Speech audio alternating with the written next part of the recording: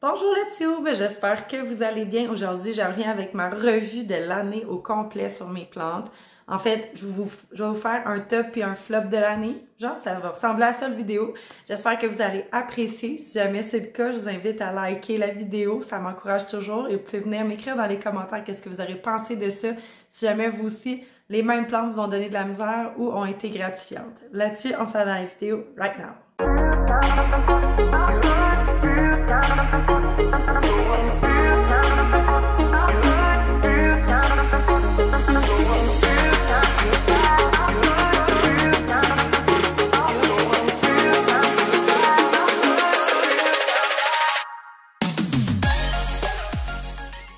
Ce qu'on va faire aujourd'hui, on va commencer par les plantes qui ont littéralement été un flop cette année pour moi.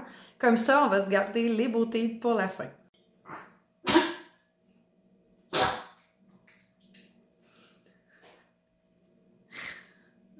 Donc, au niveau de mes flops cette année, on va commencer avec le premier, qui est le Syngonium Mojito. J'ai plusieurs raisons du pourquoi que, dans le fond, ça fait partie de mes flops. Là, vous allez me dire, la plante est super belle, mais j'ai pas tant trippé sur ces variations de vert qu'elle faisait. Je trouve que c'est vraiment ton sur ton, c'est pas vraiment très visible quand vous regardez la plante de loin, les variations. Donc, c'est pas parce qu'elle est pas variée, là, elle a quand même des belles feuilles avec beaucoup de variations dedans, mais je pense vraiment que c'est les couleurs ton sur ton qui me dérangent. Ensuite, c'est au niveau de la croissance, le gros problème que j'ai remarqué. Je trouve que c'est une plante qui ne grandit pas aussi vite que j'aurais eu l'espoir qu'elle le fasse. Je pense que son maximum a été 5 feuilles et là-dessus, elle en a perdu quelques-unes. Puis je dis quelques-unes parce que je ne me rappelle plus combien qu'elle en a perdu. Elle en refaisait des nouvelles, elle en reperdait d'autres avec l'automne et ça n'a pas été facile de son côté. J'aime un petit peu moins son port aussi, contrairement aux autres Syngoniums. Je ne sais pas pourquoi, on dirait qu'elle est vraiment plus allongée. Elle me fait pratiquement penser à une Alocasia Friday, de la façon dont elle se positionne et la longévitude de ses tiges avant d'avoir une feuille au bout. Je trouve ça très long. Donc, on sent que la plante, elle a déjà comme un envie de pouvoir, dans le fond, être tombante ou plutôt grimper. On pourrait y aller aussi avec grimper. Fait que ça fait que c'est une plante qui semble juste être défournie de la base puis qui semble pas vraiment vouloir prendre plus d'amplitude au niveau des feuilles. C'est une plante aussi que j'ai hésité à plusieurs reprises de la couper parce qu'elle avait un très long tronc ici dans le bas. J'ai vraiment pas kiffé cette plante-là, en fait. Là. Je me rends compte que vraiment, au niveau des variations, je suis un peu plus attirée vers les couleurs blanches et vertes que les couleurs ton sur ton. Donc, c'est une plante qui a été un petit peu décevante au niveau de son feuillage, comme je disais un peu plus tôt. Fait que c'est pour ça que je vais la classer en top numéro 1 de mon billboard des flops de cette année. Ensuite, mon top numéro 2 de mes flops monumentales cette année est sans contredit la Pink Princess. Je sais, je vais en décevoir certains, là, mais chez nous, ça le fait pas. Et chez plusieurs personnes que je connais qui l'ont non plus, ça fait pas. Donc, je vais vous expliquer pourquoi que j'aime vraiment pas cette plante-là. Je pense que déjà juste sur le visuel, vous êtes capable de voir que, puis j'en ai déjà parlé à plusieurs reprises sur YouTube, que le port de cette plante-là me déstabilise mentalement. Elle est vraiment accroche, elle est vraiment pas belle, tout a de la difficulté à pousser sur cette plante-là. Donc, le fait qu'elle soit moins fournie à la base et qu'elle ressemble plus à un bonsaï qu'une plante régulière, fait de elle un de mes flops monumentaux de cette année. De plus, ce qui m'a vraiment pas enchantée de cette plante-là, c'est son feuillage qui parfois sort littéralement soit quasiment noir ou comme brun, que les variations sont pas vraiment stables au niveau de la plante. Il faut vraiment avoir une plante avec une belle génétique pour avoir du beau rose. Puis il faut vraiment aimer le port très allongé et très, j'aurais envie de dire, étiolé de cette plante-là. Elle a été sur Grow Light, j'ai tout fait là, pour elle. La seule chose qu'elle faisait, c'est faire du rose vraiment plus foncé. Donc, elle n'a pas réduit sa hauteur en termes de style bonsaï, on va dire. Et puis, au lieu de ramifier dans le bas. Là, elle a été coupée à plusieurs reprises. Là, j'attends de voir si un jour cette chose donnera un semblant de plante de quelque chose. Fait que, ouais, fait que c'est ça. Ça, c'est dans mes flops. Puis l'autre chose aussi, c'est que les feuilles ont énormément de difficultés à sortir. Fait que ça cause vraiment un souci, surtout en automne, je vous dirais, et en hiver, où est-ce que l'humidité ambiante n'est pas vraiment présente. Les feuilles, parfois, vont sortir déformées, trop petites, pas beaucoup de variations, avec des blessures aussi, parce qu'ils ne seront pas capables de sortir de la cataphylle. Donc, ce philodendron-là, pour tous les problèmes qu'il cause, il va être dans mes flops de cette année. Dans mon top numéro 3 de flop de plantes, on a bien entendu Calathea White Fusion, qui vit son best moment ever de toute sa vie dans son sac Ziploc. Elle a littéralement perdu toutes ses feuilles suite à une attaque de thrips. Non, d'acarien. Et puis là, elle est en mode résurrection.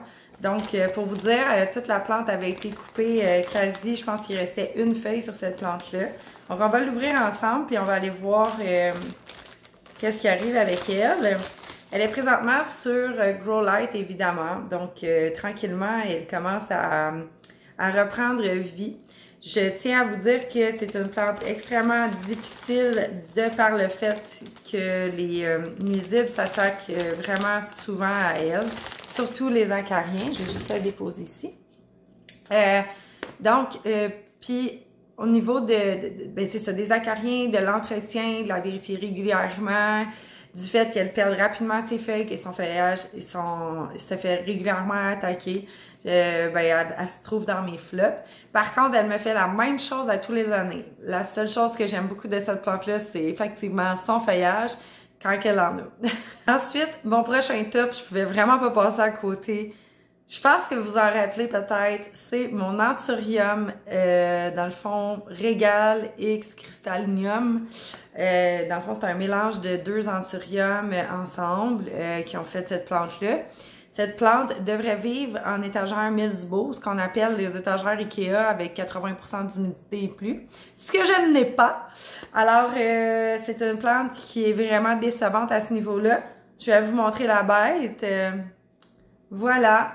Ce qui pourrait être vraiment une belle feuille et juste une feuille asséchée par la vie. Même chose pour elle ici. J'ai dû la couper à plusieurs reprises parce que dans le fond, elle brunissait ses feuilles dû au manque probablement d'humidité. L'autre chose qui m'a vraiment déçue de cette plante-là, c'est, écoute, elle m'a sorti peut-être 2 feuilles depuis que je l'ai en 1 an. Donc, je comprends que vraiment le taux d'humidité aide vraiment pas, mais quand même, elle aurait pu se forcer un peu, voyant que le 3/4 de la plante est après mourir. Puis là, elle avait décidé de m'en faire une autre qui a, par la bande, séché. Donc, qui n'a jamais vu le jour. Et puis là, on en a un autre en attente sur ce même bout de tige-là. Donc, j'ai bien hâte de voir si peut-être je vais trouver une manière de la sauvegarder dans la maison, peut-être en l'approchant d'un humidificateur ou de mon petit diffuseur d'huile essentielle. Qui sait, on pourrait peut-être essayer de travailler fort là-dessus pour qu'elle redevienne du moins pas mal moins tachetée. Ça serait vraiment mon goal, on va dire, avec elle. Puis, c'est ça. Cette plante-là m'a juste déçue, mais en même temps m'a impressionnée par sa grandeur des feuilles. Quand la feuille, elle sort, elle grandit de jour en jour, c'est vraiment très impressionnant. Ça part vraiment là tout petit, puis ça peut se retrouver plus gros qu'un visage. Fait que pour ça, c'est super impressionnant, mais le fait qu'elle n'est pas capable de garder son feuillage beau et propre, ça l'est un petit peu moins. Fait que pour toutes ces raisons-là, mon Anthurium va se retrouver là-dedans. Et d'ailleurs, depuis cet achat-là, j'ai acheté un Anthurium Clanivernium qui, elle, se porte à merveille. Donc, it's a drama queen. Et dans mon top numéro 5, je vais vous expliquer pourquoi elle se retrouve là. C'est mon pothos néon comme ça ici, que j'ai dû faire un deuxième achat pour pouvoir refourner la plante parce qu'elle stagnait. J'ai fait une erreur d'arrosage, tout le feuillage a pourri. Vous pouvez d'ailleurs voir que j'ai encore bien la touche du surarrosage du pothos néon. J'ai eu encore des problèmes avec ce pothos-là. C'est que, premièrement, j'avais acheté une deuxième potée pour pouvoir leur fournir. Fait que c'est pourquoi il a l'air plus beau que ce qu'il serait en réalité si j'avais juste laissé le pothos que j'avais déjà à la maison tel quel. Et puis, ce que j'ai moins aimé, c'est vraiment sa difficulté au niveau de l'arrosage. comme je vous disais, je sais pas comme, on dirait qu'à chaque fois que je l'arrose, il brunit des feuilles, puis là, écoute, j'y donne moins que ma Monstera Albo puis ma Monstera Taille, qui boivent déjà comme quasiment rien. Et puis là, j'ai l'impression qu'à chaque fois que je l'arrose, c'est genre, il est comme non, arrose-moi pas, j'en veux pas de ton eau. Fait que là, genre, je vais brunir des feuilles. Fait que littéralement, c'est un flop ça, cette année. La dernière fois, j'avais dit que j'en achèterais plus, que j'en voulais plus. Finalement, j'en ai racheté pour refournir la potée, puis j'étais après scraper cette potée-là. Donc, vraiment, chez moi, ça le fait pas. Puis, ce qui est triste encore, c'est que c'est un potos qui est au-dessus de mon frigo. Fait que, tu sais, puis il est en hauteur, il est en haut de mes armoires. Fait que donc, il y a littéralement le terreau tout le temps sèche. Donc, tu sais, il y a comme tout ce que je peux lui donner pour être le plus sèche possible, puis il trippe pas pantoute. Fait que voilà. Fait que c'est un gros flop pour moi de l'année 2022 à aujourd'hui. Ça a vraiment pas bien été. Fait que j'imagine que chez vous, ça irait peut-être mieux. Chez nous, si ça le fait pas, peu importe ce que j'y apporte, c'est lui aussi une drama queen. Maintenant, on va rentrer dans mon top 5 des tops de cette année, qui a été super gratifiant à voir à la maison. C'est sans contredit mon philodendron gloriosum. On va aller le chercher. Donc, voici la bête. C'est une des plantes que j'affectionne le plus. Honnêtement, au début, je l'ai acheté. J'étais vraiment contente. Après ça, je suis venue déçue un petit peu parce que j'avais peur qu'il grossisse trop vite. Puis finalement, il me fait juste une feuille une fois de temps en temps. C'est super rare. Là, écoute, je pense qu'il a perdu une feuille depuis son importation. C'est beau. Fait que c'est une plante super facile qui ne demande vraiment pas beaucoup d'entretien. Je l'arrose comme vraiment très peu chaque semaine. Puis, honnêtement, ses feuilles sont tellement belles. Là. Écoutez, moi, c'est une plante que j'adore. Là, elle avait eu un traitement, la plante, suite à certaines piqûres que j'avais vues, mais pas de trips nécessairement sur la plante. Donc, c'est pour ça qu'il y a un petit peu de calcaire dessus. Puis, je pense pas que ça parte, honnêtement. Là, c'est du résidu d'insecticide biologique, je crois. Du moins, en tout cas, c'est un insecticide quelconque. Et puis, dans le fond, c'est quoi donc? J'utilise. Je me rappelle même plus le nom. Du moins, on en parlera dans une prochaine vidéo. Donc, c'est une plante qui est vraiment, vraiment, vraiment super belle. Moi, je l'adore. Elle est grosse, elle fait... En tout cas, comme... Tu peux pas passer à côté quand tu rentres dans la maison. Ses feuilles sont velvet, c'est super doux. Je pensais que ça allait être un ramasse-poussière, mais pas du tout. C'est bien rare qu'il y ait de la poussière qui s'accumule sur ses feuilles. C'est une plante qui n'a pas besoin d'aide non plus pour sortir ses feuilles de... Tu sais, au lieu que ça pousse dans une cataphylle, c'est vraiment j'ai pas envie de dire une ramification, mais un grow point qui pousse au travers de la terre. Donc, c'est super le fun à voir évoluer aussi. Puis, c'est pas vraiment long avant qu'il déroule ses feuilles. C'est sûr que j'aimerais ça qu'il en fasse plus. Puis, ils sont tous du même côté parce que cette plante-là est dans mon étagère juste ici. Mais honnêtement, je me passerais vraiment plus de cette plante-là. Il y a des fois, comme je vous disais, dans l'année que j'étais un petit peu moins en amour avec, je trouvais ça long avant qu'elle sorte des feuilles, puis finalement, bof. Mais au final, non, c'est une plante que j'ai retombé en amour mille et une fois avec. Pour vrai, là, si vous cherchez une belle plante, je vous la suggère. Là. Pour retomber en amour avec une plante, il faut vraiment que vous ayez ce type de plante-là. Là. Quand elle va vous sortir une feuille, vous allez tout de suite capoter là, tellement que c'est beau. Elle n'a pas de problème non plus à dérouler ses feuilles. T'sais, on voit certains marquages en arrière, mais c'est vraiment pas... on le voit pas, mettons, en termes de relief sur les feuilles. Fait que c'est normal. Puis ce que je comprends pas non plus, par exemple, c'est que cet été, elle m'a pas sorti tant de feuilles que ça. Puis là, on est en plein milieu de l'hiver, dans le plus creux de l'hiver. Puis là, elle en sort une. Fait que moi, je suis bien contente de tout ça. J'ai bien hâte de voir la prochaine. Pour mon top numéro 2 de mes tops, ça se dit-tu? Ça va se dire. J'ai sélectionné ma plante qui, là, a la mine à terre. Mais honnêtement, ça a été un top tout le long de l'année. Honnêtement, j'ai vraiment trippé sur cette plante-là. Puis je pense que si vous me suivez sur Instagram, vous l'avez vu plus que pas assez. C'est mon Alocasia Frydek variée. Là, elle a la bête à terre parce qu'elle est en haut complètement d'une étagère. Et puis, elle cherche, les grow lights sont en dessous d'elle. Plus, il y en a en face, mais très basse. Fait que donc, elle est toute prête d'aller se repencher pour aller chercher la lumière. Mais c'est une plante que, mon Dieu Seigneur, chaque feuille, tu peux que naître ébloui de ça. C'est vraiment une magnifique plante. L'année a été longue avant qu'elle puisse me sortir des feuilles aussi grosses que ce qu'elle a présentement. Mais j'ai confiance qu'on s'en va vers le meilleur. Vous voyez la différence déjà ici de grosseur de feuilles. Donc, je suis vraiment comme super satisfaite. J'aurais voulu lui mettre un tuteur pour que les feuilles restent plus élevées, mais en même temps, ça me dérange pas qu'elle soit comme ça. C'est sûr que c'est pas la plus belle beauté du monde, mais en la comparant avec mon Alocasia Friday régulière, les allocations ont tendance à avoir certaines feuilles plus basses et d'autres plus hautes. À ce moment-là, c'est souvent quand la plante elle va être plus fournie. La mienne l'est moins, mais j'ai l'impression que le bulbe gagne en âge et gagne en maturité. Donc à ce moment-là, je crois que la pesanteur des feuilles fait en sorte que c'est plus difficile pour lui de garder ses feuilles surélevées. Alors qu'elle l'était au début, mais à chaque nouvelle feuille, ça pousse. Puis là, tu sais, elle est très sur le rebord du pot aussi. Elle mériterait un rempotage que je ne ferai pas parce que je crois qu'elle est à 100% à l'aise dans son substrat présentement. C'est juste qu'elle a la baboune en terre. Mais honnêtement, je vous la suggère fortement. Je sais que c'est quand même un investissement, cette plante-là, mais à chaque nouvelle feuille qu'elle va vous faire, vous allez être juste ébloui par sa beauté, son design qu'il y a dans ses feuilles, la grosseur de ses feuilles, son velvet sur ses feuilles. Rien à voir avec l'Alocasia mycorrhiza, par contre, que moi, chez nous, ça fonctionne pas du tout. J'aurais dû tellement l'inclure dans mes flops, mais vous auriez même pas vu de plante. Il reste juste le bulbe. Ça a vraiment pas bien été. Comme quoi, certaines Alocasias se plaisent plus que d'autres à ce temps-ci de l'année. Moi, ce que je fais, je suis leur rythme. Si elle veut plus avoir de feuilles, ben elle n'a plus. Puis là, elle est emperlée, elle n'a plus de racines, elle a tout pourri. C'est bien correct. Je respecte ça. Je suis pas tant déçue en même temps. C'est une plante qui m'avait à peine apporté de la joie dans ma vie.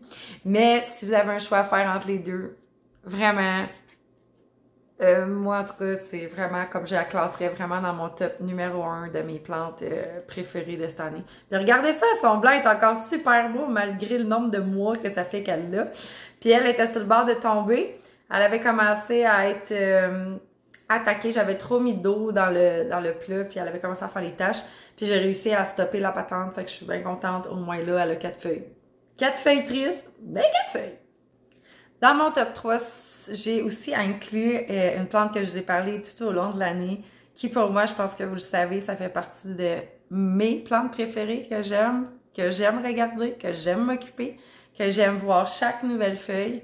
Et j'ai dit que c'était la Chingonia Malbo. Elle est tellement belle, cette Syngonium-là. C'est une de mes Syngoniums préférées. En fait, c'est ma Syngonium préférée. Toutes ces variations sont très, très belles. J'en ai parlé à plusieurs reprises. Vous voyez qu'elle est en train de me faire une nouvelle feuille ici. Ce que j'ai fait, en fait, je l'ai rempotée. J'avais deux... Syngonium Malbo. Puis je les ai rempotés dans le même pot pour que ma potée ait l'air plus fournie. Là, elle n'a pas tant kiffé sa life, que je les rempote ensemble. Elle est en train de me faire une feuille plutôt jaune ici. Ça fait déjà 2 feuilles qu'elle perd, mais c'est des vieilles feuilles. Fait que ça me dérange pas trop en même temps.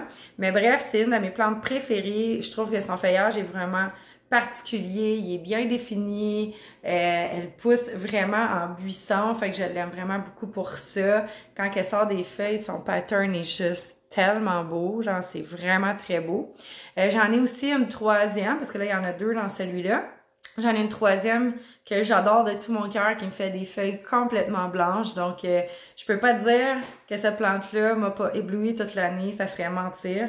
C'est une plante que j'aime beaucoup. Elle grandit vite, elle fait des feuilles rapidement, elle fait des belles feuilles, elle est pas difficile d'entretien. Puis, en fait, on peut juste l'oublier, puis elle vit très bien sa vie. Puis aussi, elle se bouture vraiment super bien. Fait que, c'est vraiment un avantage, les Syngoniums pour ça. C'est que vous pouvez vite refaire des nouvelles boutures puis refournir la plante directement à la base du pot. Fait que pour toutes ces caractéristiques-là, là, ça, c'est vraiment mon top numéro 3 de toutes mes plantes préférées du monde que j'ai chez nous. Mais honnêtement, tu sais, vous pouvez pas dire que c'est pas une belle plante, là. C'est sûr que quand on la met tout de suite après la Alocasia Friday variée, on sent qu'elle est un petit peu moins jolie, mais quand même, puis elle est rendue abordable. Fait que c'est super intéressant aussi à ce niveau-là. C'est que c'est une plante qui était rare, qui est maintenant rendue abordable pour tout le monde. Donc, genre, elle a toutes les qualités. Pour mon top numéro 4, j'ai sélectionné quelque chose que je pense que vous attendez pas, mais vous allez dire « Oh oui, tellement ». C'est la chaîne de cœur Variegata, qui est tellement belle, mon Dieu Seigneur, que c'est une de mes préférées pour toutes ses couleurs, la grosseur de ses cœurs, son rose, son blanc, son vert, que ça a le look un petit peu frosté, on va dire, de l'hiver. C'est vraiment une des super belles plantes que j'adore. J'ai vraiment eu beaucoup de fun avec. Elle aurait pu être vraiment plus longue que ça, mais je l'ai bouturée à plusieurs reprises pour faire des tests qui ont été, ma foi, infructueux. C'était pas facile. J'ai réussi seulement une fois. Donc, dans la dernière vidéo, d'ailleurs, que j'ai faite sur la propagation des chaînes de cœur, qui était un test, évidemment, ça a quand même super bien été, mais il manque encore quelques skills, on va dire, pour pouvoir bien réussir cette plante-là. Mais honnêtement, juste pour son port, j'aime beaucoup maintenant les plantes qui sont tombantes comme ça, qui sont délicates, qui ont plusieurs côtés à leur variation. Donc, du rose, c'est vraiment, tu sais, sont en plein soleil, le côté frosté de la plante, le côté albo aussi, tu sais, le côté où est-ce qu'elle fait des taches un peu plus pâles, blanches, comme on peut bien le voir ici. Puis, évidemment, la forme de cette plante-là, qui est en cœur, c'est vraiment comme... Je trouve ça tellement beau.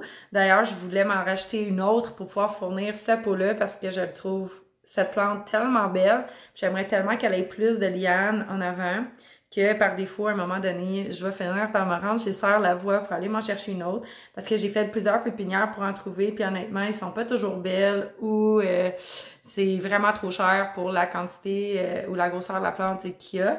Donc, c'était chez Sœur Lavoie, je l'avais trouvée, puis honnêtement, c'est une des plus belles plantes tombantes que j'ai chez moi, qui est de qualité, qu'on le voit, que les cœurs continuent à être d'une quand même belle grosseur.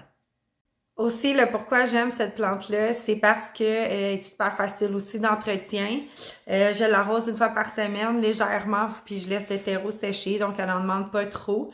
Et puis, ben évidemment, elle pousse à l'infini, donc c'est super le fun de voir les nouveaux petits cœurs arriver, comme ici on peut en voir.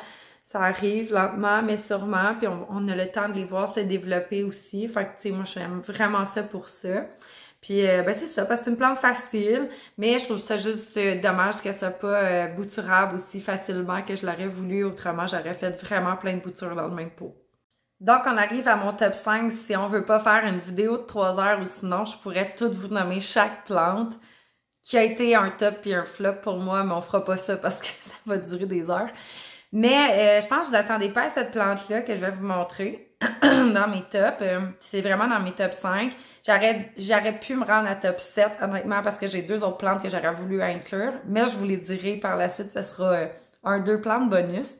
Ben j'ai nommé, hein, on va la nommer, la chaîne de tortue. Que finalement, ça n'a pas été facile, mais je suis retombée en amour avec cette plante-là. Dieu sait que je l'ai détestée, je l'ai aimée, je l'ai détestée, je l'ai aimée. Là, je suis in love avec elle. Elle était dans un très petit pot et je m'étais pas donné la peine de la rempoter parce qu'elle semblait bien aller. Elle faisait beaucoup de, on va dire, de tiges qui pendaient. Puis, je la trouvais vraiment pas belle. Puis là, ben, j'ai pris la peine de la rempoter, mais regardez-moi cette merveille. Elle est super belle, elle est super grosse. Qui aurait pu dire qu'elle était dans un si petit pot? Je peux même vous montrer le petit pot. Bougez pas, je vais vous montrer le petit pot. Je viens tout juste, là. Ça fait même pas 2 jours que je l'ai rempotée. Elle était dans un petit pot comme ça, puis maintenant, elle est dans cette grosseur de pot-là.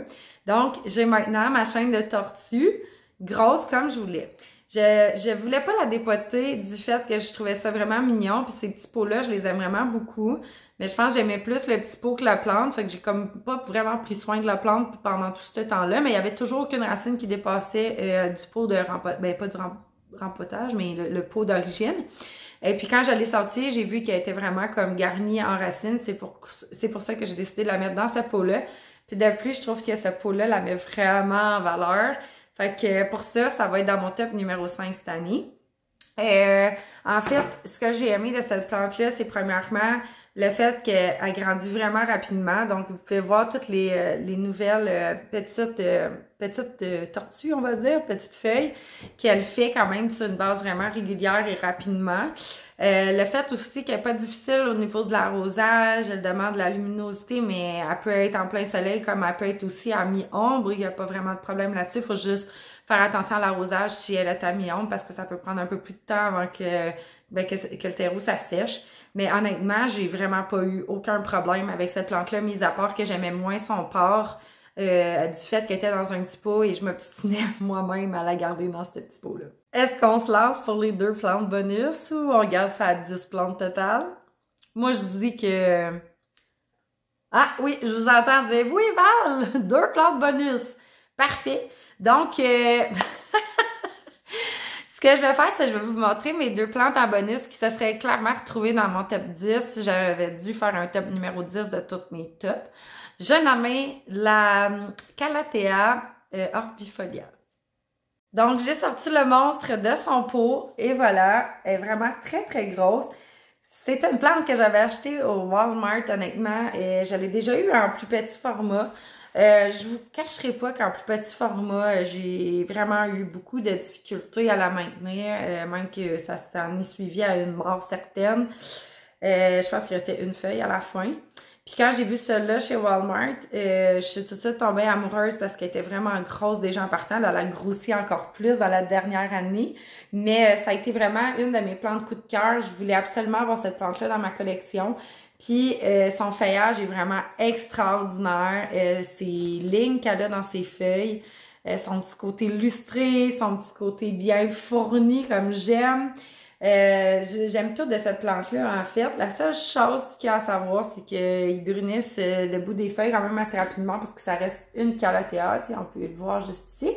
Souvent, c'est une plante qui sera pas nécessairement parfaite. De toute façon, je tiens à vous dire que des plantes parfaites, ça n'existe pas. Si ça existe, taguez-moi dedans. Non, mais tu sais, vous comprenez ce que je veux dire. Donc, surtout les Calathea qui ont un besoin d'humidité vraiment intense, je tiens quand même à dire que le pourquoi qu'elle se retrouve dans ce top-là, c'est qu'elle n'a pas eu besoin d'humidificateur du tout cette année, mais c'est comme du tout, là. Puis elle est quand même vraiment super belle. Elle perd pas ses feuilles pour rien. Oui, elle va faire des petites taches brunes, mais c'est des petites taches qui vont rester, on va dire, stagnantes sur la plante. Là, tu sais, ça l'évoluera pas. Des fois, ça l'évolue, mais c'est bien, bien rare. Fait que c'est rare qu'elle va perdre des feuilles. Elle passe plus de temps à faire des nouvelles pousses qu'elle en perde, honnêtement. C'est une plante que je garde toujours, le terreau très, très mouillé. Là. Tu sais, je veux dire, elle a été goûtée, mais le terreau, c'est une swamp là-dedans. Là. Fait que j'ai pas besoin vraiment de faire attention sur l'arrosage. Je fais juste l'arroser à fond la caisse, puis elle se plaindra jamais d'un surarrosage. Elle va plus se plaindre d'une sécheresse. Fait que, tu sais, dans le fond, c'est l'inverse de toutes les autres plantes. Mais je trouve ça d'autant plus facile. À toutes les semaines, je l'arrose. J'ai pas besoin de me soucier combien d'eau qu'elle a eu, à savoir si elle va en avoir trop, puis si elle va pourrir. Il y a comme quasiment pas de danger avec les Calathea, honnêtement. C'est une chose que j'ai vraiment remarqué. Fait que c'est pour ça que, dans le fond, elle est dans mon top. Puis aussi pour le fait qu'elle est vraiment grosse. Puis c'est comme la star dans ma cuisine. Fait que je peux pas... je me passerai plus jamais de cette plante-là. Puis si jamais un jour je venais qu'à la perdre, ben je vous garantis que j'en achèterai un autre. Et puis pour terminer, je vous apporte avec moi. Je vais aller vous montrer la plante qui a grandi le plus chez moi. Je pense que vous vous en doutez. Donc, c'est mademoiselle ici, le Pothos Golden, qui a vraiment grandi, ma foi, à une vitesse extraordinaire, qui se rend quasiment jusqu'à terre. Vous pouvez voir tout le setup, il en manque vraiment pas gros. Donc, elle a été vraiment super... ben, en fait, elle a vraiment comme beaucoup fourni de feuilles et de tiges durant toute l'année. Et puis, au travers de ça, j'ai aussi, en fait, oh mon Dieu, je suis rendue, salut! Elle m'a aussi rapporté plusieurs plants à côté. Fait que, tu sais, dans le fond, j'ai réussi à faire 2 plantes supplémentaires avec toutes les tiges qu'elle a fait. Fait qu'elle a vraiment beaucoup grandi. Elle m'a vraiment comme apporté beaucoup de nouvelles feuilles. Elle ne demande pas grand-chose. Elle ne demande pas un gros arrosage ou... tu sais, en fait, j'y donne, genre, je pense, un fond de verre d'eau par semaine, puis elle vit très bien sa vie. Elle n'a pas été rempotée encore, fait que ça va faire 1 an qu'elle est dans cette peau-là. Puis, honnêtement, je vois pas vraiment que ça l'affecte tant que ça. Les feuilles restent quand même d'une belle grosseur quand même. C'est sûr qu'ils ont rapetissé par rapport à celles qui sont plus hauts.